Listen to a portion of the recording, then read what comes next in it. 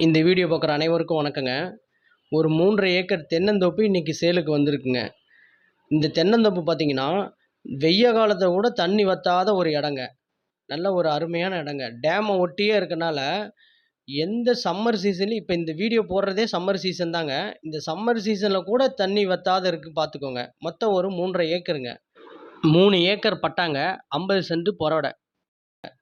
இந்த இடத்துக்கு பார்த்தீங்கன்னா உங்களுக்கு வந்து பஞ்சாயத்து ரோடே பார்த்தீங்கன்னா, இது பஞ்சாயத்து ரோடு தார் ரோடுங்க. இந்த பஞ்சாயத்து ரோடுல பார்த்தீங்கன்னா, 90 அடி வந்துருங்க. 90 அடி உங்களுக்கு வந்து ரோடு பாயிண்டே வந்துருதுங்க. இந்த இடம் எங்க இருக்குன்னு பார்த்தீங்கன்னா, சேலம் மாவட்டம். சேலம் மாவட்டம் பேலூர்ல குறிச்சிங்கிற இடத்துல இந்த இடம் வந்துருதுங்க. மொத்தம் பார்த்தீங்கன்னா 3 1/2 ஏக்கருங்க. இந்த 3 1/2 ஏக்கருக்கு தனி கிணறுங்க. இந்த கிணறு பார்த்தீங்கன்னா, ஒரு 100 அடி ஆழங்க. தனி கிணறு, ஃப்ரீ சர்வீஸ் 5 ஹெச்பிங்க. இந்த 3 1/2 ஏக்கராக்கு மட்டும் தாங்க. யாருக்கும் பாத்தியம் கிடையாதுங்க. மொத்தம் பார்த்தீங்கன்னா, ஒரு 150 தென்னை மரம் இருக்குதுங்க.